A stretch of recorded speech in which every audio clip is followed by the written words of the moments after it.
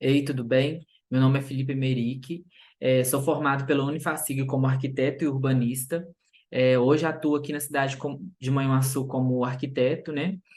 E a ideia de produzir esse artigo é mesmo a partir do momento que eu me senti incomodado a gente construir, fazer projetos, sem ter uma relação com o clima local, sem ter uma relação com o entorno. E a partir disso eu comecei a me conectar, né, com esse tipo de assunto e decidi desenvolver esse artigo, né? Ele tem como tema, eu vou colocar uma tela aqui para vocês acompanhar junto comigo.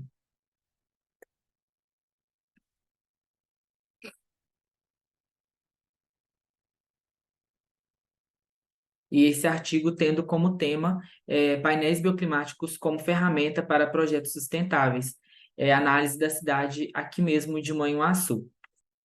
E a partir disso, a gente tem como tema a arquitetura bioclimática, né, que utiliza de sistemas construtivos, que aprimoram os recursos naturais local, aumentando a eficiência energética do edifício, né, e fazendo com que esse edifício desempenhe um papel fundamental, na recuperação ambiental, né?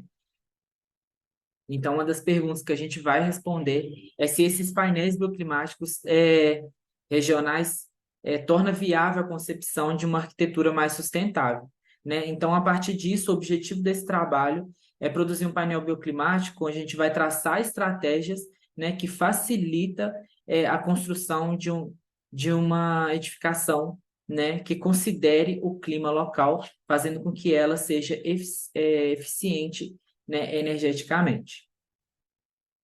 A metodologia, então, consiste em analisar, né, a microrregião de Manhuaçu, né, as construções aqui existentes e, né, criar uma carta psicométrica, né, a partir dos dados do IMET, né, de 2018, mais o análise SolBio, né, que é um programinha que a gente utilizou, uma carta solar, né, da latitude da microrregião, mais o programinha análise solar, que a gente vai conseguir gerar essa carta solar, a rosa dos ventos, né, que é a frequência, né, a predominância dos ventos na região, né, e demais gráficos do IMET 2018, né, como temperatura, precipitação e umidade. A sustentabilidade começou a ser pensada a partir de 1970, né, com a crise do petróleo, né, e o aumento do consumo energético, né, dentro dos grandes centros urbanos.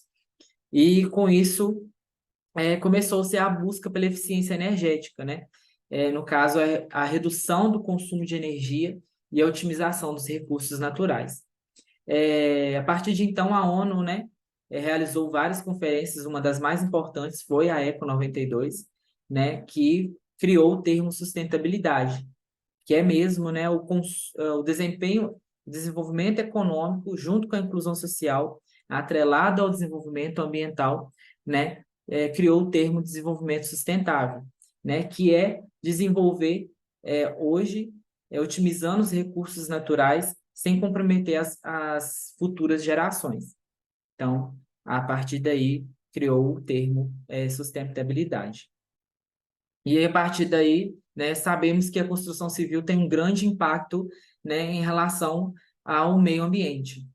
E com isso, né, começou a se pensar de haver maneiras de criar uma construção, né, que otimiza, né, os recursos naturais e que não impacta tanto e agrida tanto o meio ambiente. A partir de então foi criado a arquitetura bioclimática. Então, a arquitetura bioclimática ela é uma avaliação do clima local, né, e a partir dessa avaliação do clima local, ela cria estratégias bioclimáticas para serem utilizadas nas construções, né, tornando elas mais eficientes. E o ponto central desse trabalho é analisar o clima da microrregião de Manhuaçu, né, que fica na mesma região, zona da mata, né, e possui uma população de 273 mil habitantes, distribuída em 20 municípios. A sua sede mesmo é a cidade de Manhuaçu, que é o foco principal dessa análise, onde a gente vai tirar os dados, né, para a gente conseguir fazer esse painel bioclimático. Aqui eu trouxe, né, um mapa da cidade de Manhuaçu, é, das suas quadras, né? E a gente pode perceber que a cidade se desenvolveu ao longo do rio, e da BR-262. Podemos perceber bem que a cidade é bem desorganizada, né? Suas quadras são bem desorganizadas, evidenciando aí uma falta de planejamento. Com isso, a gente pode perceber nesse corte esquemático que as construções do lado esquerdo do rio recebem muito sol da manhã, mas à tarde muito sombreamento, né, devido ao seu relevo. Com isso, gerando residências insalubres, né? E, em contrapartida, do lado noroeste da cidade, as fachadas são totalmente voltadas para o sol da tarde e fazendo com que essas fachadas recebem muita alta incidência solar. Nesse slide a gente pode perceber a face noroeste da cidade, né? Que recebe bastante incidência solar, né? Podemos perceber as fachadas todas voltadas para o sol da tarde, com grandes aberturas, né? Sem proteção, né? Fazendo com que os moradores, né? Os habitantes utilizem de ar-condicionados e estratégias pouco sustentáveis. E analisando o mapa de Manhuaçu, a gente pode perceber que algumas construções utilizaram de estratégias bioclimáticas para sua implantação e execução, né? Como é o caso da instituição da Unifacig, né? Que tem sua fachada totalmente voltada para o sol da tarde, né? Utilizaram o sistema de brise, né? Para proteção solar mesmo e fazer com que os ambientes fiquem mais confortáveis, né, amenizando aí o calor dentro da edificação. A implantação da Escola Estadual Maria de Luca e a Estadual de Manhuaçu, né, que tem sua implantação voltada para o norte, né, que a partir do movimento do sol, ela fica totalmente sombreada, né, sem que o sol penetre diretamente dentro da edificação, né, tornando a edificação mais confortável, né, para os alunos. Né? E a partir dessa análise, né, a gente tem a temperatura, né, como a gente pode perceber, a temperatura que eu peguei lá do IMET, né, de 2018, a gente pode perceber que ela oscila entre 31 graus no verão e 9 graus no inverno, né, sendo junho e julho o mês com menor temperatura. A precipitação, né, que influencia aqui na umidade relativa do ar, e podemos perceber que ela oscila ali entre 65 e 75 o ano todo, né? E a partir desse gráfico, a partir dos dados, né, de temperatura e umidade, né, a gente conseguiu traçar retas, né, dentro aqui da carta psicométrica e obter as estratégias bioclimáticas adequadas para a região, né? A ZBBR, se eu não me engano, que é a Zona Bioclimática dos Municípios Brasileiros, informa a zona bioclimática onde Manhuaçu está inserida, né, que é a Zona Bioclimática 2. Só que lá não utilizam uma estratégia mais macro, né, para uma região maior, né? Como aqui a gente está estudando o clima local profundamente, a gente consegue criar estratégias mais assertivas, né, para o local. E a partir da carta psicométrica, né, a gente conseguiu o quadro, né, que é o resumo do ano climático de Manhuaçu. A gente pode perceber que o conforto térmico se estabiliza na ordem de 70%, né, do período do ano, ou seja, a maior parte do período do ano, o ambiente térmico local satisfaz as necessidades do conforto humano, né? E onde seria mais problemático seria mesmo a época do inverno, né, que indica aqui duas estratégias para serem utilizadas, que seria o aquecimento solar com inércia térmica e o aquecimento solar com isolamento térmico. Na época do verão, do calor, né, a única estratégia que indica aqui no painel, né, no quadro, seria a ventilação, né, que é uma estratégia fácil de ser adotada nas construções, né, para tornar elas mais confortáveis.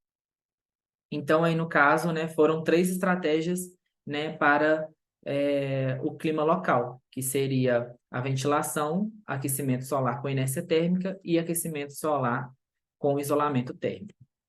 A ventilação, né, a gente pode utilizar ela de diversas formas, como a ventilação cruzada, né, que é a abertura de paredes opostas e a gente consegue fazer com que a ventilação atravesse, né, o ambiente, né, o efeito chaminé, que é entrada da ventilação por uma janela e saída por uma abertura zenital, né? Entre outras, como a ventilação através do piso, a ventilação por um único lado, né?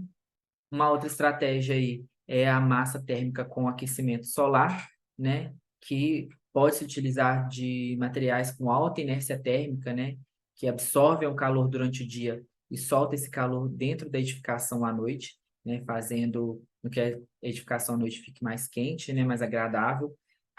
Pode ser também a incidência direta de incidência solar direta dentro da edificação, né? Esquentando assim a edificação, utilizando de varandas também ou fachadas de vidro, né? Que deixam a luz solar permear dentro da edificação. Então, essa seria uma das estratégias para o clima mais frio, né? Ajudando a aumentar a temperatura dos ambientes internos da construção. Outra estratégia que particularmente eu gosto muito de usar em meus projetos é o aquecimento solar passivo, né, que é através de estratégicas aberturas, né, da construção a gente consegue ter uma incidência solar dentro da edificação no inverno e no verão um sombreamento, né, fazendo com que no inverno a edificação fique mais quente no interior e no verão seja sombreada, né, fazendo com que a temperatura fique ideal para o conforto do usuário. Outra ferramenta que é essencial, né, na orientação, né, da sua edificação, né, as escolas, né, que eu tinha falado nos slides anteriores, foi implantada a partir dessa carta solar aqui. Então, essa carta solar ajuda, né, no momento que você for construir, o posicionamento, né, das aberturas, né, se essas aberturas vão precisar de um brise, né, às vezes essa fachada está recebendo muito sol durante a tarde, essa carta solar vai saber me dizer, né? E aí a gente consegue traçar o brise, o ângulo do brise e até mesmo qual fachada abrir mais aberturas e outras menos, né? Para a gente conseguir controlar mesmo a temperatura dentro dos ambientes. Outra ferramenta também que nos ajuda é a predominância dos ventos, que é a rosa dos ventos, né? Que nos indica a predominância dos ventos, né? E com isso a gente vai saber qual fachada, qual face a gente vai abrir mais aberturas para deixar o vento permear dentro da edificação. Aqui em Manhuaçu é um pouco difícil implementar esse tipo de análise, porque devido ao relevo acidentado, né, o vento pode tomar diferentes direções. Então, podemos ver que a produção de um painel bioclimático ele é essencial, né, para a gente criar construções mais sustentáveis, né, a partir da avaliação do clima local, né, e fazendo com que essa construção converse com esse clima, né, criando uma construção que não agrida tanto o meio ambiente, né, e fazendo com que ela seja eficientemente energética. Porém, infelizmente, né, a maioria das construções do nosso país não tem um pensamento bioclimático, né, não tem um pensamento da construção em relação com o seu entorno, com o clima local, né, gerando residências muitas vezes insalubres, né, nada confortável, sem qualidade de vida para os seus usuários, né, e infelizmente aqui em Manhuaçu não é diferente, né? A maioria das construções são executadas desconsiderando as variáveis do clima local, né? Produzindo cada vez mais edifícios desconfortáveis termicamente ao usuário. E através da elaboração desse trabalho, né, a gente pode perceber que os painéis bioclimáticos são essenciais, né, para que o projetista tenha estratégias, né, para que ele possa construir, né, ou executar construções mais sustentáveis, né, fazendo com que assim tenha um baixo consumo energético, né, prezando o conforto humano e prezando a qualidade de vida desses usuários nas construções, né? Eu fico muito feliz com esse trabalho porque muitos alunos da faculdade, né, até mesmo profissionais aqui da cidade, utilizam, né, dessa análise, né, do clima local que fizemos para que possam utilizar nas suas construções, trazendo benefício para a cidade e para os usuários, né, que vão utilizar desses edifícios. E é isso, esse foi meu trabalho. Espero que instigue outros profissionais a procurar, né, fazer uma arquitetura que relacione com o clima local, né, para que possa criar construções, né, que elevam a qualidade de vida dos seus usuários através de um conforto térmico maior, né, e também, né, obtendo uma economia aí, trazendo construções mais sustentáveis. Muito obrigado, tá? Espero que tenham gostado.